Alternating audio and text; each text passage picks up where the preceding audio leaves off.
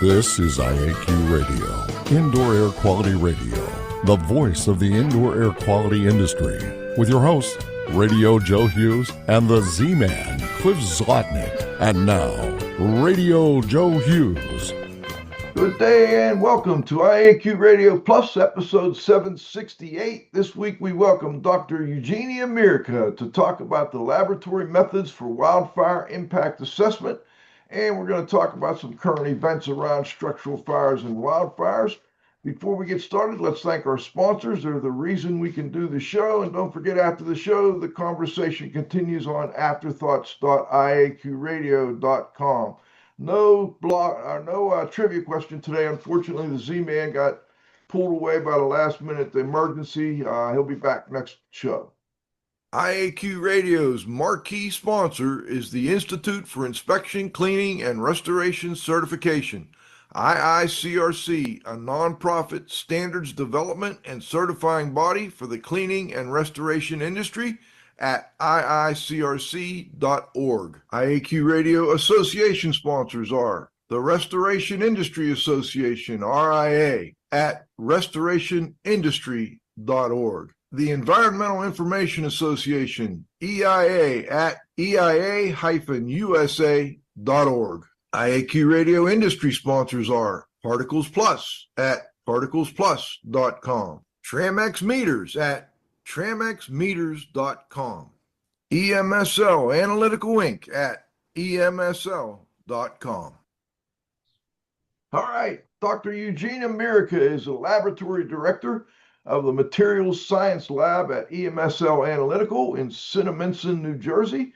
She received her Ph.D. in Materials Science from Stevens Institute of Technology in 2002, and she joined EMSL at the end of that year and has been with the company ever since. Her expertise involves complex analysis employing a large variety of analytical techniques utilized for the identification and characterization of various types of materials. Dr. Mirica, welcome back. Great to talk to you.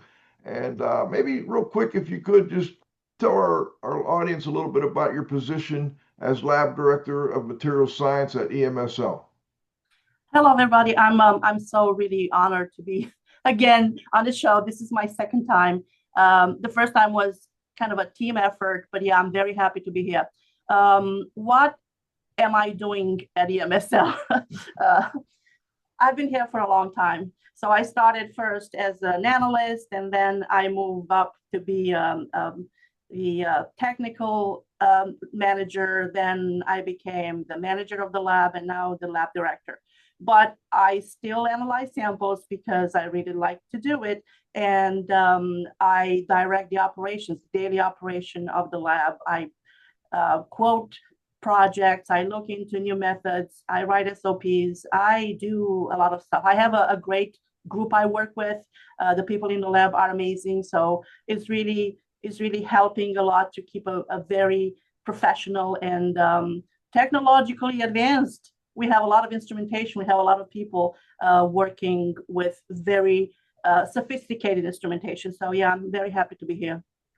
You know, today's topic is laboratory methods for wildfire impact assessment. I'm wondering, is that business growing within EM? It's got to be growing. You've got to be doing more and more of this. Yes, it was a big boom, maybe 2000, I don't even remember, 2017. But yes, it's growing within EMSL because more laboratories are starting to get the analysis. We are seeking accreditation for this analysis in Canada. We have accreditation in Cinnaminson. We have accreditation in our Pasadena lab. We have a lab in Florida. We have a lab in Denver. So yes, it's growing because people like to have some local lab to go to. And it's successfully growing, yes. All right, well, let's go right into your presentation here. You've put together a nice slideshow for us, and I think this will be a good background for everybody. And then when we're done, we'll talk a little bit more about some current events in the assessment of wildfire. Yeah, so why a need to talk about laboratory methods for wildfire impact assessment? Because our clients and the audience would like maybe to know how things happen in the lab when we get a sample for a wildfire investigation. Right. Can we move to the slide. second slide?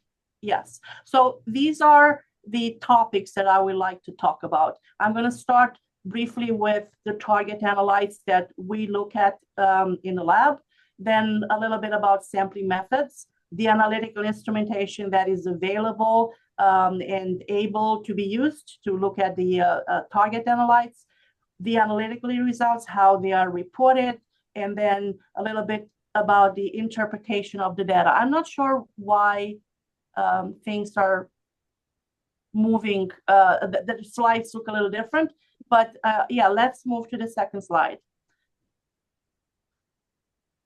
So how I want to start this is just creating first a little background. What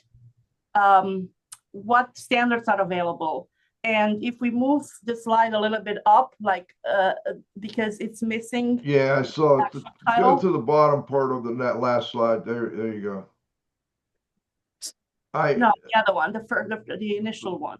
The first slide. Yeah, there so one would be, which is very specific for wildfire, is the IHA technical guide for wildfire impact assessment for the OEHS professional. It's currently at the second edition. The first edition came up in 2018 and the second one in 2025. Now, there is another method, and I'm not talking again, this is the AIHA specifically wildfire, but I will extend a little bit more about other standards that have elements that could be applied for that analysis. One is ASTM D660213, which is called Standard Practice for Sampling and Testing of Possible Carbon Black Fugitive Emissions or Other Environmental Particulate or both. And I'm also adding the IESO, the RIA 6001 standard, which seems to be more specific for the ventilation system, the HVAC components, but again, it has some components that can be used. We could move to the next slide. Definition of analyte. So char is what everybody knows, is the main component in the wildfire residue. And we obtain char if we burn mostly wood, right? And it's the chemical process where organic substance is burned by means of pyrolysis, and the residue obtained is mainly carbon with a little bit of other components. ASTM D6602 does have a definition of char. It's not very specific, but it does have a definition, which it says is particle larger than 1 micrometer. But what is important, it says it may preserve the original cellular morphology of the material that was combusted. That is important because in one of the most used methods for identifying this type of analyte, microscopy, is important to know the fingerprint of that particular analyte, the original cellular morphology. So, if we move to the next, can I ask a quick question on this char thing? Yeah. It would seem to me, and I'm not at all an expert on wildfire or fires in general, but char would seem like the easiest thing to determine. If it's, yes, it's the easiest thing if you have the right tools, yes. And the particles are sometimes large, and that's very easy. Sometimes they're very small, so you need to go into more sophisticated microscopy. But yes, char is the best indicator of the wildfire residue. And you can do this under an optical microscope pretty easily, I would think. Yes, you need some training. It's not just somebody coming out of the street and say, oh, I know that this is char. But yes, with the right instrumentation, the right optical microscope, with the right magnification and setting, which we will see a little later, is not very hard. Okay, let's go to the next slide then, Grace. Ash is the second main component and is obtained by advanced carbonization. So first obtain char, and then if the temperature is higher, if the time for combustion is longer, you burn all that organic matrix and we end up with mostly minerals. And that it's what you are left with. Whatever you burn after, nothing really happens to it. ash may not preserve any of the original morphology of the precursor. So if you really burn advancedly, you only are left with something that is just minerals. So it has a high concentration of inorganic components, obviously, and it's not that easy. So if your next question was how easy is to identify ash, that is not really that easy.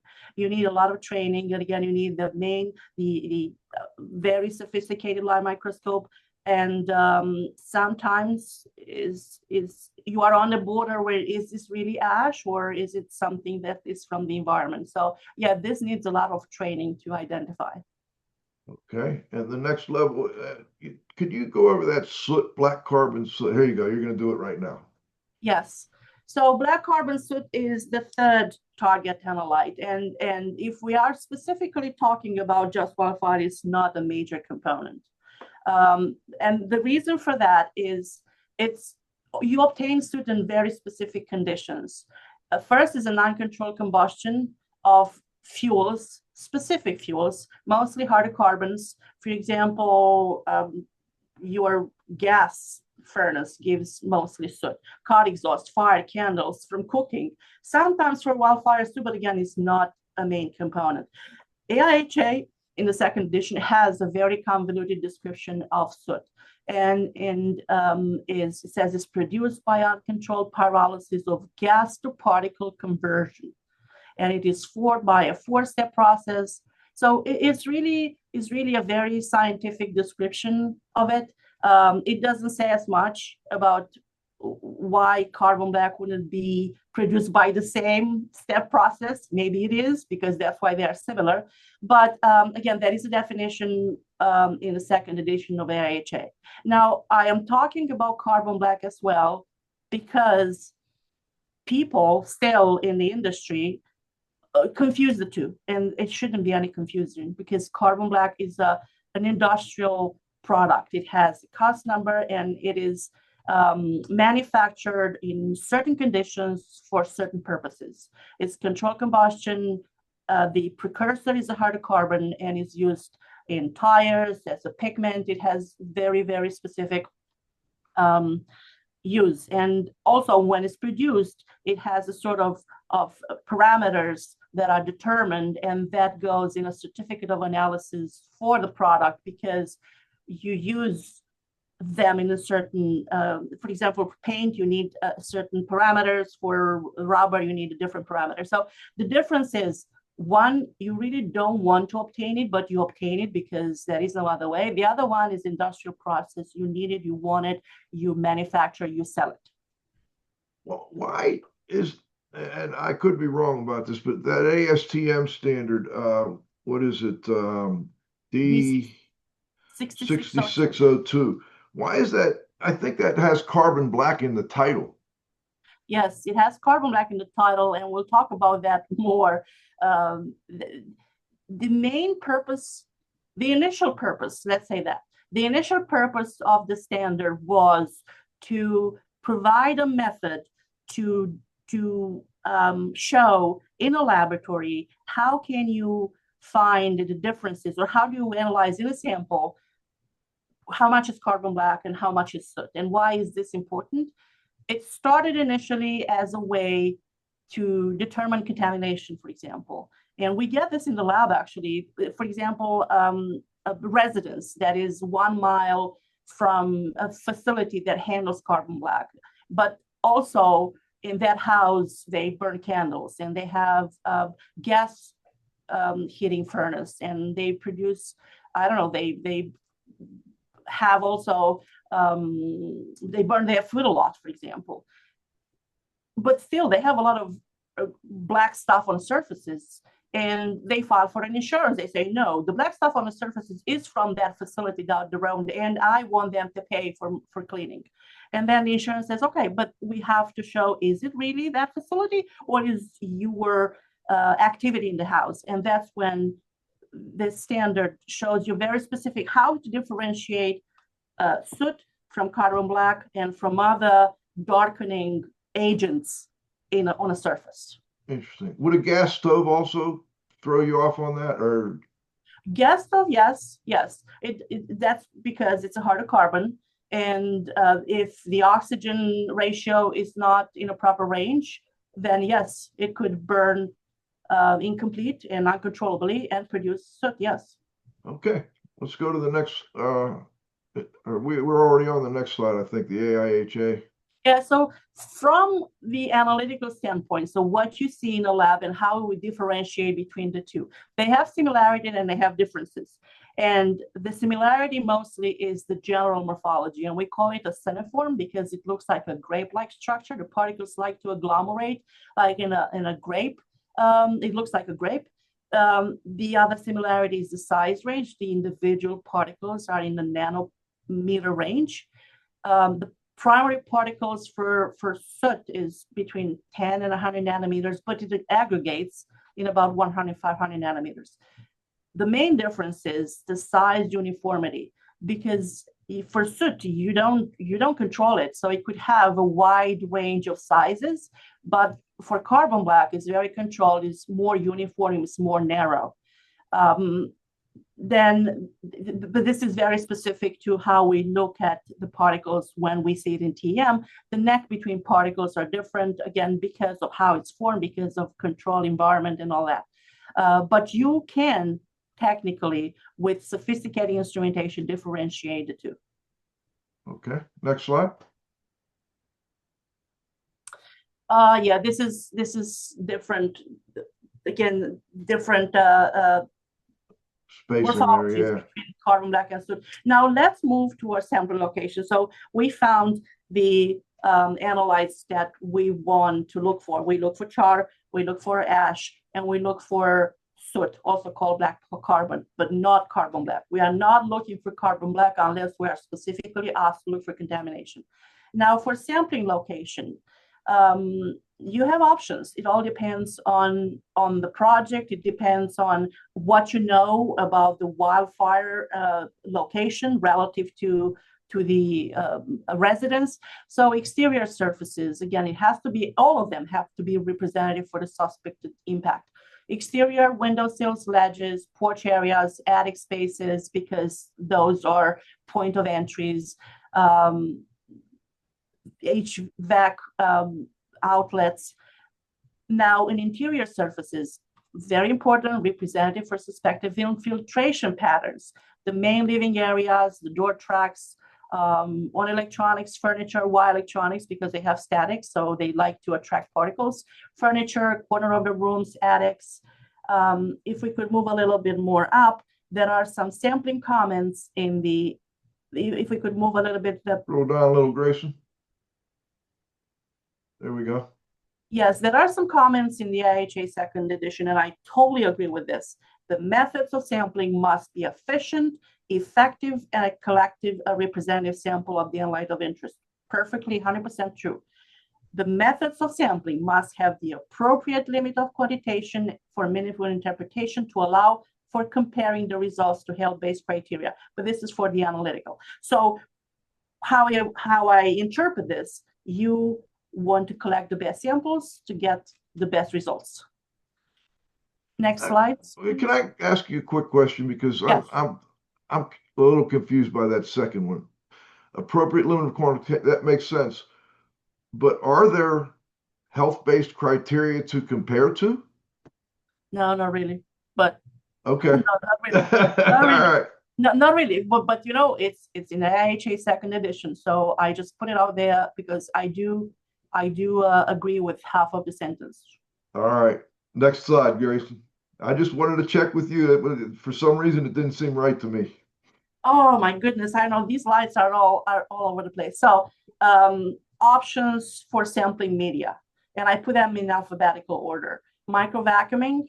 For this, you can use any type of cassettes, the carpet sampler, the allergen sampler. You can use the 47 millimeter, any filter cassette. You can use the TM cassettes and the PCM cassettes that are used in asbestos, but you need a pump and you need tubing and you need a cassettes, obviously. Another option. Well, let me real quick on the microvac. How big of an area do you recommend vacuuming? Well, It depends. It depends on how dirty the surface is. That is an Okay. STM standard that deals with asbestos, for example, and it says go 10, and there are also the little formats that you can use. 10 by 10 centimeters, it gives you 100 centimeters square. If it's too clean, go by, I don't know, 1 foot by 1 foot. You don't really report based on that area, so it's only relative to is that sample representative rather than giving to the lab a sampled area to report back based on that area. Is it reported by weight, or how is it reported? No, not even that is reported based in visual area estimation. So you take the contents out and you analyze it as a bulk, or if it's not enough, you take the filter out, you collapse it, and you try to count. But it's not really related to the actual surface. Okay. Now, tape lifts, you have options for tape lifts. You have the forensic tape lifts, which are not readily available. We sell them at EMSL, but they are not readily available. They offer a larger area than any other tape media that are 2 inches by 3 inches. So it lets you pick up particles from a larger surface. Then you can use the office tape, either transparent or the opaque ones. We do not prefer opaque ones. That is, a lab specifically wants opaque because of their sample preparation technique.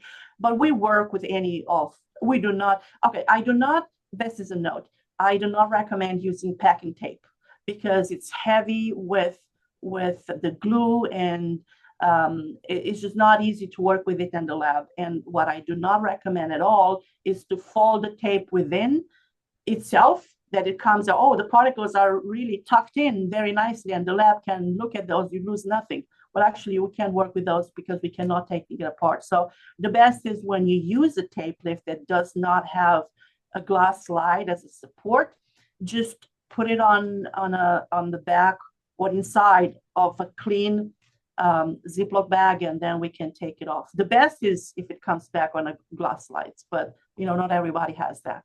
Okay. And then another option is to use wipes. Mostly you can use dry wipes, but it doesn't hold the particles as good.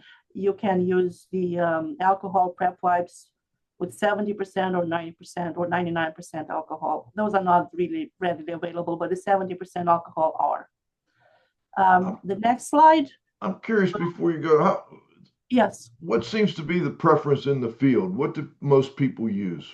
Well, it depends what they have available. The most used media is tape lifts lately because is mentioned as being preferable for AIHA in the AIHA technical guide. It's easily available. Then we have wipes too. I would say maybe 60 to 40%. We will see later in the slides what the advantages and disadvantages of each of it is. And some use microvac. Some we get projects that have all media, which I think that's the best because it really covered all bases. But the majority use tapes. Thank you. Let's go to the next slide, Grayson. Okay. So this is not even easy to read, but I don't know what happened with this. So the tape lifts, the advantages. Yeah, I'm not sure why it looks like this. It's efficient, very efficient for collecting particles from very smooth, not porous surfaces with a typical monolayered loading. This is important, monolayered loading. It preserves the relative position of the particles or the original surface, that is true, and the population of the per unit area.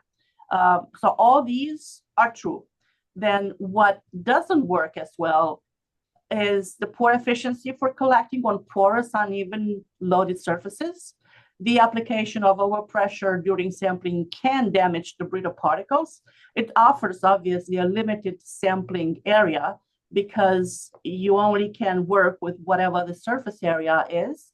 Particles part of large agglomerations may not be easily identified, and you cannot use TEM confirmation for a cuneiform soot.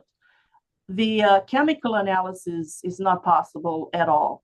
And then the corrosivity, pH measurements, or anions by IC, which we will talk a little bit later on, for chemical contamination cannot be used as well. So it's good, it works on some surfaces, but you need to know on which surfaces work the best. Okay. And, it's okay if the slides are off because a lot of our audience listens in on podcasts anyway, so they wouldn't see these.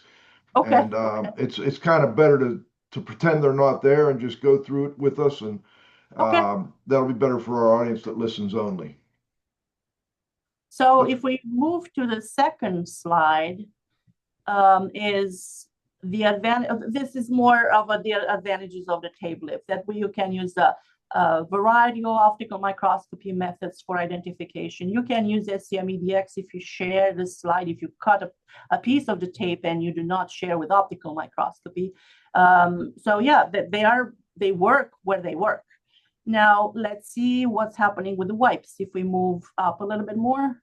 Go ahead. Scroll down, Grayson. Scroll down. Oh, okay. So this is what's happening. Yeah. I wanted to show this. Yes, tape work when they work, but there are instances where the tape that comes in the lab looks like this, which means the actual glue is exhausted. You cannot use it at all. So if the surface, the way it looks here, if the surface has multiple layers, what you picked up was the layer on top, and you picked it up good. If you left anything behind the surface, that means the history of the actual surface is lost. You got what you got on top. When this goes to the lab, because the particles have different sizes, it will be a little difficult to mount this by microscopy with the RI oil and put a glass slide on top. It won't sit, it's not, it has a Z contrast, it has a height. So this type of loading is difficult. And that's what I would say, okay, this surface shouldn't have been taped because it's overly loaded. We analyze them. Sometimes the particles actually are falling off. If you invert it, it's just going to fall off. So obviously that spatial distribution that is retained by the tape sampling, it was lost. It's not there. So for this type of surface, I would have gotten to wet wiping, in my opinion. So we'll see the advantages and disadvantages of the wet wiping, hopefully on the next slide. What it does, oh, this looks good. It is an efficient method for collecting particles from relatively smooth, non-porous surfaces with low or heavy loading. It works for any loading. You can use a variety of optical and electron microscopy methods for identification analysis after you prepare the samples. You can run the TEM confirmation for soot. I'm saying that sometimes you can break apart the agglomerations, which is not necessarily a bad thing. You can identify the particles better. You can perform chemical analyses if you can spare the prep, and you can run pH and the ion chromatography methods for anions. Now, disadvantages is not very good on porous surfaces or uneven surfaces, the rough surfaces. You can't really go into all the nooks and crannies. So it's not the best method for that. Tape is not either. So that is a surface that is most likely amenable by microvacuuming. Okay. It does not, and what's important, it does not preserve the relative position of the particles on the original surface. That is very true. But we saw for the tape that in some instances that is not doable either. So if you are really interested in the position of the particles on the surface and how they sit next to each other and the population area, then yes, tape is your best bet. But if the surface is very, very agglomerated, tape will not work. You're preferentially taking only from a certain part of the particles. And that can be a variance of what particles are successfully transferred from the wipe and therefore isolated for analysis, because sonication is used, and sonication doesn't extract 100% of the particles. But if the lab knows how to prep the sample and it made a method validation where the time for sonication and the temperature and everything is in a certain range, then sonication is actually not a bad method. So the limitation. Go ahead, finish that, and then we're going to break for halftime. Okay. You want me to break now? Let's break now for halftime, Grayson. And we'll be right back with the second half of our interview. We've got Dr. Eugenia Mirica talking a little bit about wildfire impact assessment. IAQ Radio's marquee sponsor is the Institute for Inspection, Cleaning, and Restoration Certification, IICRC, a nonprofit standards development and certifying body for the cleaning and restoration industry at iicrc.org. Our association sponsors are the Environmental Information Association. EIA's multidisciplinary membership collects, generates, and disseminates information concerning environmental and occupational health hazards in the built environment at eia-usa.org. The IICRC, a nonprofit standards development and certifying body for the cleaning and restoration industry, iicrc.org. The Restoration Industry Association, the oldest and largest nonprofit professional trade association dedicated to providing leadership and promoting best practices through advocacy, standards, and professional qualifications for the restoration industry at restorationindustry.org. Industry sponsors are Particles Plus, feature-rich particle counters and air quality instrumentation. Count on us, particlesplus.com. Tramex Meters, innovation in moisture detection and humidity monitoring systems since 1974 at tramexmeters.com. EMSL Analytical Inc., providing high-quality, full-service laboratory services since 1981. EMSL.com. All right, we're back for the second half of our interview. We've got Dr. Eugenia Mirica, and we're talking about fire and analysis, sampling and analysis for fire, wildfire, whatever kind of fire. Let's go back to the slideshow, Grayson, and we'll let Dr. Mirica pick up where she left off. So I think that, yeah, we are discussing the last type of media that we can use, the microvacuuming.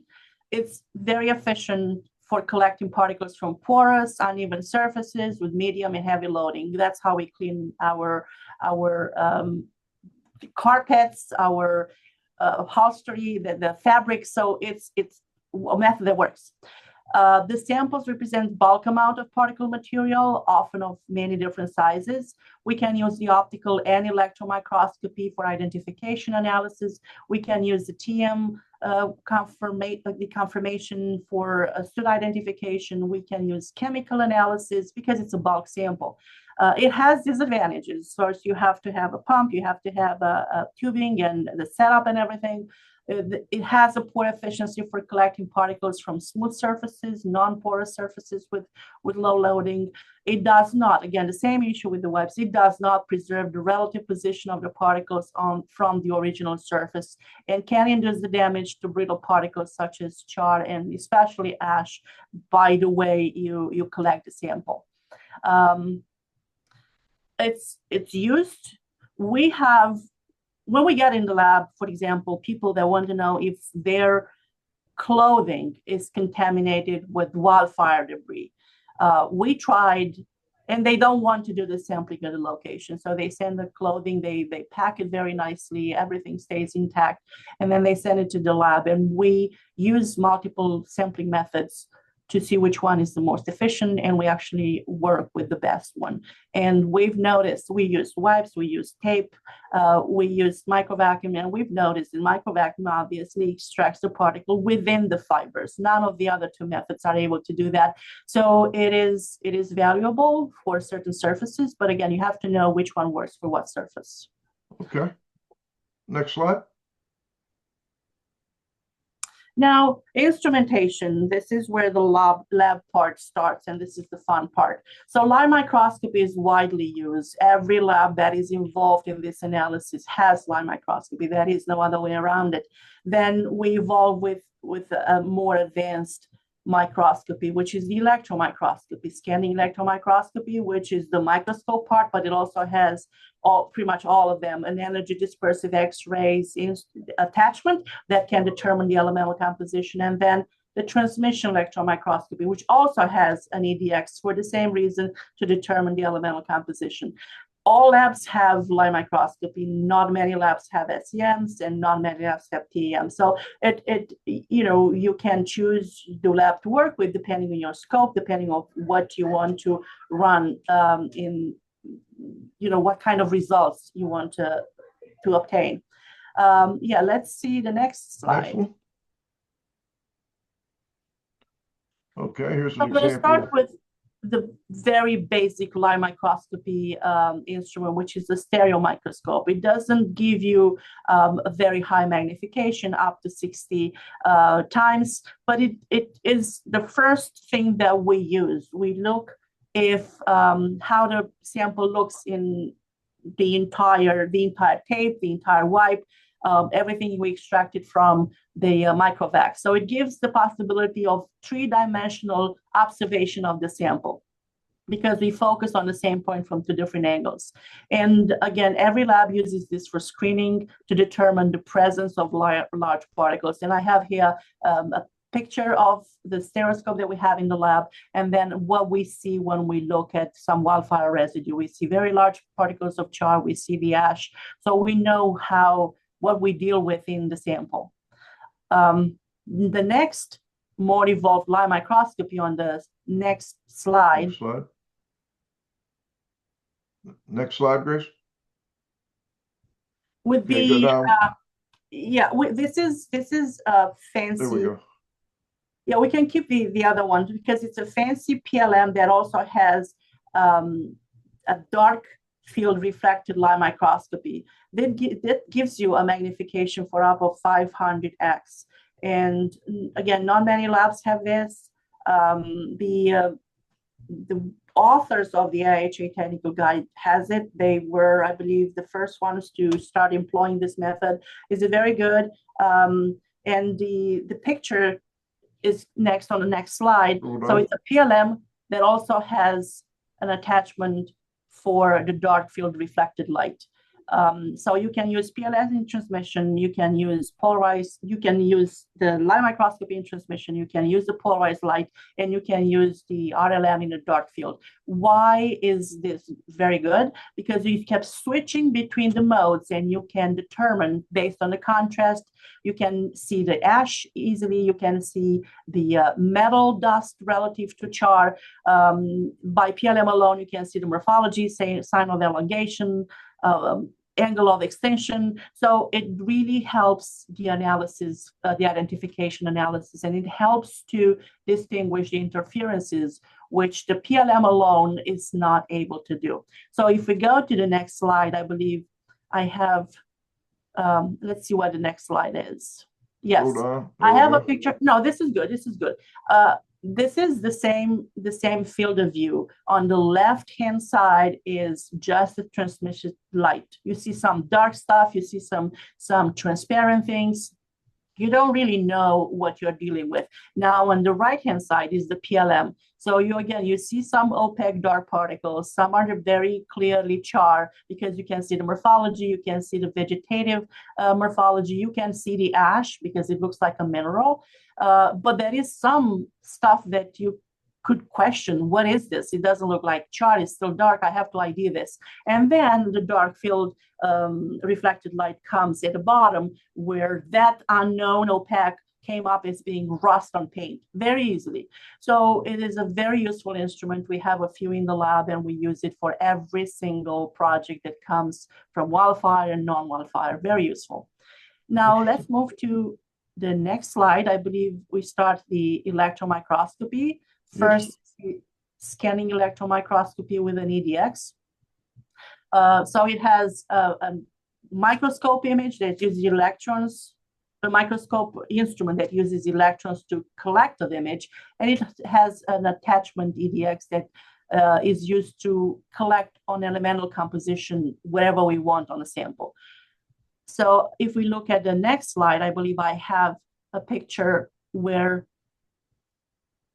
yes, these are SEMs of char in a sample. And why is this useful? Yes, it's fancy. Is it really useful?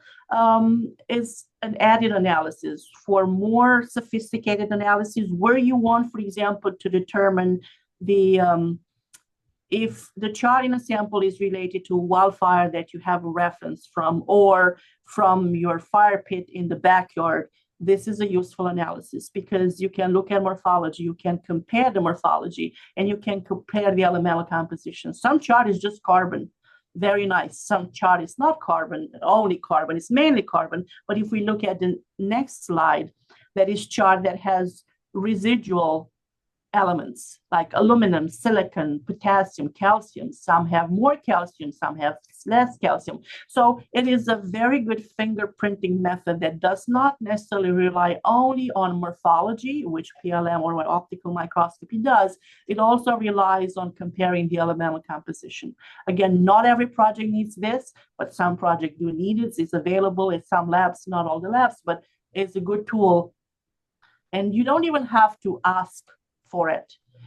You have to talk to your lab and say, I want to determine this. What options do I have? And the lab that you are working with should be able to tell you, I can do this by line microscopy. I could add this by SEM, and you choose, do you really want the enhanced analysis or not, based on the scope of the project.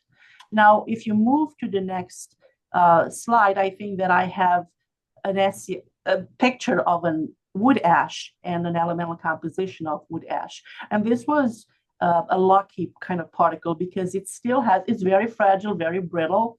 It was very white by PLM, by light microscopy, but still has some of the morphology of the precursor, the vegetative morphology, but the elemental composition is totally different than char. Carbon is much less. Now silicon got high, and all the other minerals, aluminum, magnesium, potassium, calcium. Why? Because we burn the organics. So again, very useful for advanced analysis and not necessarily for your basic screening everyday type of analysis. Now, if we move to the next slide. Okay, now we saw char by SEM EDX, we saw ash by SEM EDX, and I'm showing you soot by SEM EDX. Let's not forget that soot is a nanoparticle, an individual particle. It agglomerates in a cuneiform. So size range and the way it agglomerates. And then the elemental composition is the third element. I have soot on a tape lift, is squished, is agglomerated. I may be able to say by light microscopy that that is something that looks like soot. I can't really say much by SEM that looks like soot. But then when we extract it from a wipe, it look a little different. I suspect that the size may be in the nanometer range because I see that it's very fine. I see the agglomeration. I would still say that this could be soot. I'm not telling you for sure that this is soot. So let's move to the next slide. We move to TM. This is the most advanced electron microscopy instrumentation that is out there. Some are just up to 100,000 keV beam energy. Some go higher resolution. It lets you see nanometer size ranges. So if we move to the next slide, I wanted to look at this picture. This is, remember how soot looked like by SEM EDX? This is how it looks by TM. I can see the particles. They're agglomerated. They look via cuneiform morphology, which we learn by running standards. This is not something that we just look at pictures and say, okay, yeah, this is soot. We run standards. We learn how the particle agglomerates. We learn the size ranges. The particles are about, in this particular image, about 25 nanometers, 25 nanometers. That's important individually. And we can also get some elemental composition. It's mostly carbon. Sometimes it has some residuals. If it has sulfur, then I would suspect that that comes not necessarily from wildfire, but maybe from a gas range because of the mercaptans they were burned and leaving a residue. Now, if we move to the next slide, I think I have a comparison of how soot looks like by the three type of instrumentations that we showed. So PLM is on the left. I see some dark little particles in the sample. The middle is SCM, the same agglomeration, and then you have the TM. So if you go to a lab and it says, this is PLM, I'm doing analysis by PLM, I will report presumptive. So I will say, maybe this looks like soot. You will get a reporting like soot-like. For SCM, yes, it's an advancement, but I still cannot tell you for sure that that is soot. But if you ask for TM, that result is a confirmed, very clear analysis that whatever is in the sample and it was reported as soot is that it is soot indeed.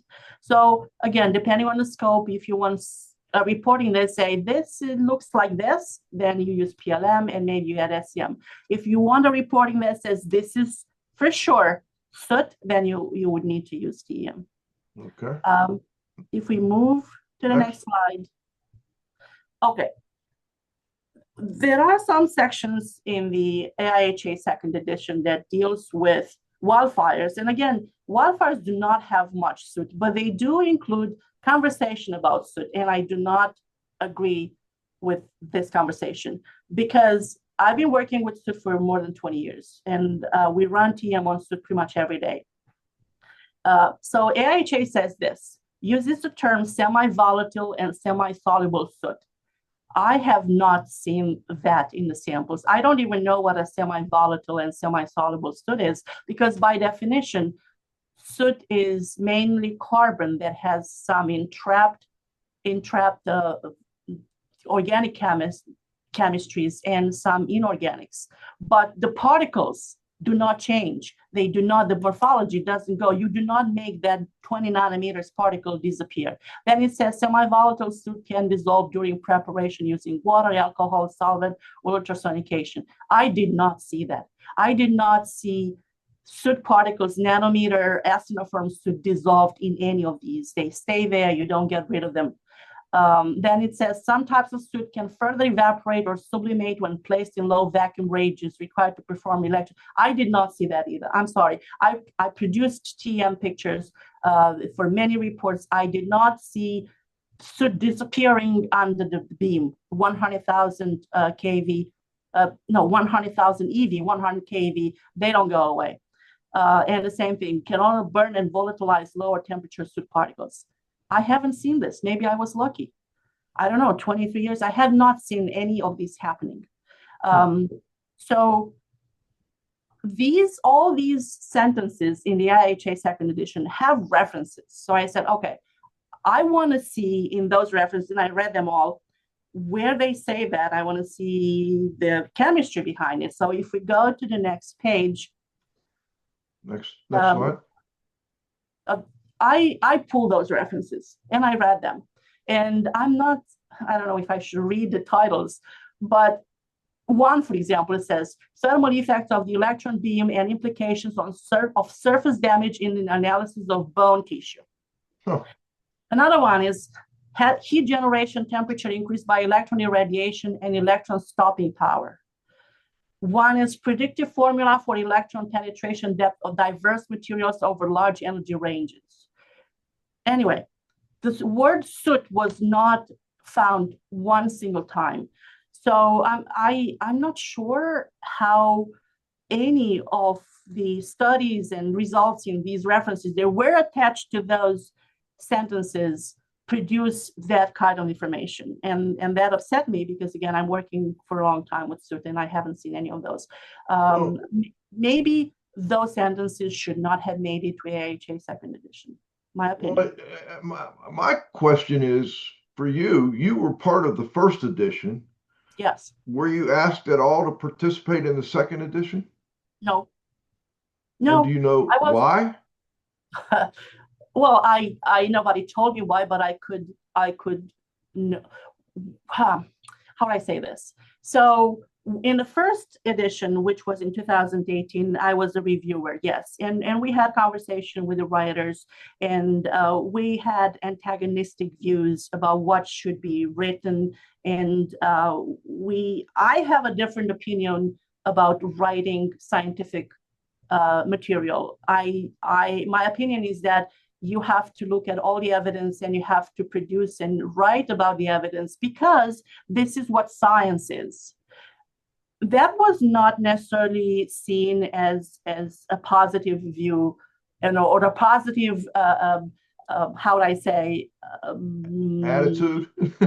Yes, that was something that, well, okay, fine, but maybe we shouldn't say everything. So to me, it looked like, yes, the conversation would have become maybe uncomfortable for the second edition as well. And, to have the peace of mind and, to have a more productive, maybe that's why I wasn't there. And it's not just me that I wasn't there. There was somebody else that had similar views as mine that now retired from a very large environmental company that also wasn't part of the second. Okay. So well, I appreciate that. You're very frank about it, and that's good, And you're pointing out the exact issues you see here, and if there are people that have a different opinion, certainly we welcome that discussion. okay. Let's go to the next slide. Go ahead. So why I think that choosing the right method is important. I put together a picture of two separate samples and how they look by light microscopy alone if you should go to a lab to analyze the sample, and how it looks when you apply TEM. They both look very similar by PLM. So most likely the result that is a soot-like result, again, would be 100% soot for both. Well, it wasn't. One was 100% soot, one was 50% very fine iron oxide and 50% soot. But you wouldn't have seen that. I mean, you could have used even the dark reflected light. You wouldn't have not seen the difference between the two mixtures. So that's why sometimes it's very important for the project to have the right instrumentation used. You kind of anticipated my question. This is not using the dark field reflection light that we're looking at now. Well, no, it's using just the plain PLM that is part of the setup. But no, the dark field would have looked everything dark. I didn't put that, but everything would have been looked dark because it was approximately the same particle size, approximately the same reflected response. So no, you wouldn't have seen that. Okay, let's go to the next slide there, Grayson. And now another thing with the STM D660213 controversy, and why am I saying that is a controversy? There was the publication for IHA is the Synergist, right? And it was an article that was produced by the main authors of the analytical part of this AIHA technical guide, maybe 2 years ago, where it was really an article saying why ASTM D660213 should not be applied at all in wildfire investigations. And I am saying that it was in August 2022. It was analysis of wildfires and structural combustion residues. And it had this sentence. Some investigators in laboratory have mistakenly cited STM method D660213 as the standard method for the analysis of wildfire and structural fire residues, which is not. So no lab actually says that the STM D6602 is the only method that you can go line by line and do and analyze the wildfire residue. That is not true. However, STM D660213, which is an international standard, has elements, has even full paragraphs that are applicable to analysis of wildfire and structural fire residues, and saying that you should not even mention or you should not even say that you can use it at all is, in my opinion, incorrect. And let's see what says in that method that could be applied. Go to the next slide. Go to the next slide. So it defines carbon, instead of carbon, it defines char, it defines soot. and I see that I'm running out of time. So it has elements that can be used and should be used because they exist. They are there. Describes wipe sampling, describes how to look at other components in the sample, not just soot and carbon black. Let's move. And it shows even about a sample. Dr. Mirica, real quick. First, we can go over, so you don't have to rush. We can go over as long as you have time. Secondly, my question on this ASTM D6602, is that an ANSI standard? ASTM has their own certification, I guess. They don't use ANSI, or do you know? I don't think they use ANSI. No, they have their own. They write their own standards. They have their own standards for certification, and it's international committee. So when they write a standard, you get people from the United States, you get people from Germany, from France. It's really an international forum that looks into writing this. And people also can can send input and can get response back from the people writing the standard. In other words, it's kind of an open public process. No, I don't think it is. Okay. You have to. So this is how it is, because I am a member of the STM, or one of the carbon black committees. So there is a group that writes the standard. And then whoever is in that committee, which could be 1,000 people in that committee, get the standard to discuss it. So the only thing you have to do, you have to be an STM member. And once you are an STM member, you can opt in being in any committee that you want. So if you are interested in any standard for carbon black, you just go onto that committee and you will be part of discussing the standard for any standard in that committee. There could be 500 standards. Okay. All right. Let's go back to the slides. I think you were on this ASTM D6602 13. Yeah, that's true. So I have more info besides describing analyze, besides saying which instrumentation to be used. If you go a little down, scroll down a little, Grayson. It gives you how to quantify by visual error estimation, which is the method used in the IHA technical guide multiple times. It presents the visual error estimations charts. It describes how to use TM to characterize the cuneiform structures. That's how you know how to identify soot. So, and it also says that this method is a mandatory evaluation of the cuneiform materials present in the sample to determine primarily if their morphology is consistent with grape-like or branch-like structures. Scroll down a little, Grayson. And then it falls back. Yes, you can use this to differentiate between carbon black and soot, but why would you stop there and you cannot use it to identify soot as an individual? Because to compare with something, you first have to identify, is it what it's supposed to be? And then once it's identified, you compare it with the other analyte and you say, is it similar or is dissimilar? Do they have a same source or they do not have a same source? But it implies that initially you have to identify it. And that's what the STM standard tells you. And ironically, the STM standard has at figure A2.8, a TM image and X-ray spectrum of California wildfire soot. So again, going back to the Synergist article where there was very strongly debated that this standard should not be used for wildfire investigations, I'm saying you cannot use it word by word, but it has significant portions that you can use and you should not really discount it. It's not something that you just say, no, not good enough. Sounds good. Let's scroll down a little, Grayson. Now, determining concentrations, you have options for a bulk sampling area or a very agglomerated tape, or for micro vacuums. You have the visual error estimation method, which is derived from EPA 600. It is used for bulk asbestos. Nothing new, all labs use it. You get a concentration 2 to 5 to 10.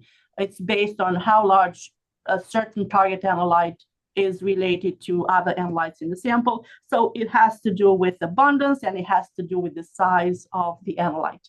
Now, if you move to another option for deriving concentrations on the next slide. Oh, this is just how visual estimation looks. And this is the perfect world where every particle has the same size. It's not that easy, but labs use some charts with various type of morphologies and size ranges to train their analysts on how to derive visual error estimation. It's a semi-quantitative method, and it is a relatively, how would I say, analyst dependent.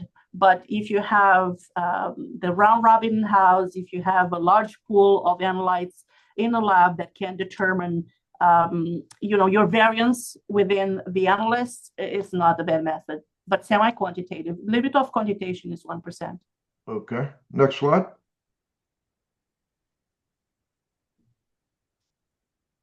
Particle count, also very used, is used mostly for tapes. Where particles can be counted, they don't overlap, they don't go on top of each other. So you do have the option to get results in number of particles per millimeter square of tape, which is also millimeter square of the surface that you collected from if the particles were not on top of each other. There is an option to produce both type of analyses for same sample where you do count the particles, but you also kind of convert that into visual error estimation so that when you go to another lab and gives you only one type of results, you can compare the two type of results. Now, if we go, there is another option which is kind of in between. Oh, what I forgot to say about the particle count, it doesn't take into consideration the size. So a large particle, a small particle is 1-to-1. An elephant and an ant is the same thing. And that's the major backdraw of that sample, of that type of sampling and analysis. For point count is something in between. You are still counting, but you're counting points. So you take into consideration the size of the particle. It's not really very used. It's mostly used for asbestos, but it can be done. I haven't seen it done at many labs, however. Next slide. Sorry. So data interpretation, this is something that is difficult to really discuss much. There is no recognized absolute numerical values or generally accepted consensus regarding the concentrations, either by visual estimation or by count. There is no such a thing. No organization came forward and say, this is your level of threshold for contamination, and this is bad, you clean or you do not clean. For visual error estimation method, the limit of quantitation is 1% from the EPA 600 method. For counting is one particle in the entire sample. Now, if we go to the next page, I think I'm starting to go again into the AHA technical guide because it does have the famous chapter 5 and appendix A, where it does give you data interpretation. And I really, really wanted to like this chapter. I really wanted to have that being happy that, okay, somebody came up with an idea. And it is an idea, but that nice warm fuzzy, you wanted that warm fuzzy feeling, huh? No, it wasn't, because it's convoluted, it's complicated. It is statistical kind of approach, and I understand it in the basis. The actual idea is wonderful. You compare zone to zone, or you compare zone to background if you have it, and you determine where do you need cleaning. In theory, it looks wonderful, but I don't know. It just was very heavy to me, and there is a very distinguished gentleman in the audience right now that looked at the data and said, maybe I have a better idea, but he wasn't asked.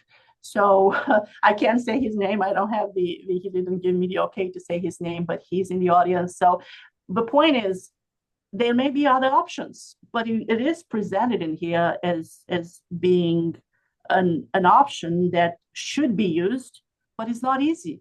It wasn't easy for me to understand. I still don't understand it fully. And I don't think that somebody that is involved day to day getting samples and working with insurance company would understand it that easily. It's difficult. It's hard. and it's not reading the reader friendly. I don't Not know. user friendly. Okay. Not real user friendly. No, it's not. So, and it involves really to have a very strong holding on statistical methods and calculations. And I'm not sure how many people that work in this industry have it. I agree. I agree. Let's go to the next one, Grayson. So it works about statistics. It describes statistical inference, which again, I understand it, but you have to go back to school a little bit to really know how to use it. It says that because microscopy is such an unusual analytical method, you work with means or average values either by VAA or by particle count, which I understand. It gives a model how to use it. But the bottom line, and I agree with that, is that you should compare data, again, zone to zone, that you know that's contaminated or not contaminated, or contaminated with background if you do have a background data. That is something that I would not agree with. That is true. That is how it should be done. Okay. And I think that for speaking for some of the people in the field, the disaster restoration professionals, they're used to that type of comparison. So they go to a unaffected area versus an affected area, especially when it comes to water damage, and measuring moisture content. So it seems similar to what they're used to. True, but it involves, again, not a mean value. It says to choose a critical reference value, and it gives you options. They say, okay, my critical reference value is that everything that's above 1% for any of the analytes means it's bad and I need to clean it. Or you don't like that. Maybe your background is high and it says, okay, I put it at 2% at critical reference value, or I include something else if it's really from the wildfires and 1%. So it leaves you some options, but then is it that easy to interpret? And then when you go to the insurance company, will the insurance company say, well, this is great, I'm going to clean everything, or this is great, I'm not cleaning anything based on your data? So I don't know. I think that it needs a little bit of refining, a little bit of friendlier approach and description so that people can actually use it. Well, I agree. Let's go to the next one. If you can't figure it out, I'm afraid I'm not going to be able to either. Well, technically, the laboratory can give you some guidance on this, but the laboratory is not the one interpreting the data per se. So it's more left to the investigator, and it's their headache to see and go back to the AHA technical guide group and say, look, can I have this in a more friendlier version? But the lab is not interpreting the data because it's relative to the site, and we get samples from everywhere in the United States, so we wouldn't really be the ones to give you the exact data interpretation. Okay. And this next one, do you want to? Oh, this keeps going on and on and on. So I'm not going to go more into this. And then I think that very briefly, I'm also saying a little bit in the next slides about the chemical component. Yes, if you want to know more, for example, corrosivity, if you leave this wildfire residues, which could be basic at times, if you leave them on the surfaces, on your electronics, what are they doing? Will they totally destroy my electronics? So there when it comes to the corrosivity as a pH, which is just determining is an acid or a basic or neutral, you send to the lab. It works with bulk, it works with wipes, you put it in water, you sonicate, you use the STM standard that is typically for soil, but it can be applied, and you give a pH to whoever wants to know the data. So this is the easy analysis. Corrosivity, if we go to the next page, I think I have it, it can all be done more narrowly on determining the anions, sulfate, chlorides, and knowing more narrowly what components would bring corrosivity to the surface. Now there are organics and semi-volatiles and semi-organics that go into the fire residues, PAHs, some components that are specific, just burning wood, PAHs, dioxin, like I said, dioxin, furans, You can run this as well as an air sample. You can run it in a wipe. You can run it in a bulk. These are extensive analyses that they are not your regular requests to the lab. Gotcha. Next slide. I don't think I have much more. Oh yeah, heavy metals, especially with that those bad wildfires last year, I believe. There was a lot of debris that sat on surfaces a lot. So it's the heavy metals, and now with the electrical cars, we got the lithium ion batteries burning and leaving their own type of residues that weren't really of interest before, like lithium, aluminum, fluoride. So it gets complicated, really, if you want to get into more what this wildfire residue does to the surfaces and to your health, if you really want to look into it. That's interesting. I wonder, because I think there is some, I don't know if it's controversy, but difference of opinion on what to sample for. Are we just looking for, ash, soot, char, or should we also be doing samples for arsenic and lead and cadmium and so on and so forth? What are your thoughts? Again, it depends on what you're looking for. It also depends vastly about what happened at that location, how far you are from the wildfire, how much contamination are you expecting. It really depends, and not the last on the list, the budget. Do you want to clean only? Do you want to go to the insurance claim? So we have clients that have their own list of wants, and they get what they are asking for, but it's their project. They know what they want, and it's their scope. So we are a lab. We can tell them what they should test for. The AHA technical guide gives options as well, but ultimately is the investigator that decides what I want and why I want it. Okay. Is there one more slide there, Grayson? I don't think I have much. If I do, no. Oh, well, this is very fast. It's not really very important. I mentioned it because it's an organization that I believe is your sponsor, right? Yes, RIA is a sponsor. So they do have a standard that is more narrow to the HVAC surfaces, but it does have some elements. Again, the same the SDM, it does have elements that could be used. It describes char, is used as a primary indicator, soot as a secondary indicator, again, because it's an HVAC surface. And then it does mention ash as well. It says to use tape mostly because it's easy to go on an HVAC surfaces on the metal, the galvanized metal, and just peel it off.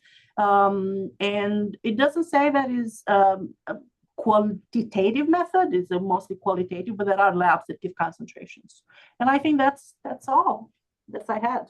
That one was a standard developed by people who are out there cleaning up after these projects. I know Tom Yakabellis was a big part of that and some others. So, all right, let's go to our conclusions real quick. So in conclusion, what can I say is I didn't speak only about wildfires because there is some extension to other type of fires. Yes. What I would say is work with a lab that guides you on what to do and discusses with you what you should be doing if you are really not very versatile in this type of analysis. Choose the sampling methods that are applicable to the project, to the surface, to the scope. And interpret the data based on the scope, again, surface and project, because there is really nothing out there that gives you the 100% cookbook. Now, I want to ask a question for Cliff. He wasn't able to be here, and I know this is something he would probably ask, and that is the use of composite sampling, wipe sampling. You had some thoughts on that and some precautions when you're doing that type of sampling? Yes. So compositing, it's not new. It's been done. For microscopy is you have to be careful with it. In the lab, we can composite wipes. We cannot composite a large number of large wipes. That's obviously not working properly. Or 5 tape lifts that you say this is only one sample and you analyze them all and you composite. That's really not doable. So analytically in the lab is doable with limitations relative to how many particles with agglomerations and the size of the actual sampling. In a sampling methodology, though, which is again going back to the investigator, compositing works well if you composite the same type of surface with the same type of loading that you know that is representative for a certain area. But going with a very clean surface and then a very dirty surface, obviously that would not be a good idea. So it can be done, but it has some limitation, and you have to be very careful how you do it and why you do it. Very good. I know Cliff was, he had put that question together along with a few others for you. Before we go, we always like to give our guest the last word. Anything we missed or anything you'd like to add? No, I'm so happy that I was invited to this. There were some notes, some comments in the chat. One from Dr. Spurgeon, one from oh, he's not there anymore. I forgot. But anyway, no, I don't have anything. I'm so happy that I was here, and I just hope for a better standard in the future. And I'm sure you'd be willing to help any way you can. Yes, thank you so much. You have to get invited. Yes, that is hard. That's a hard list. I have to be nice to people. You're fine. You're very nice to us, and we appreciate you joining us. And we hope to have you back again sometime. Thank you. All right. This is Radio Joe Hughes saying thanks to this week's guest, Dr. Eugenia Mirica. I also want to thank my co-host, the Z-Man. He wasn't here today, but he'll be doing the blog, and that will go out next Wednesday. The Grayson gone fishing, Fisher at the controls.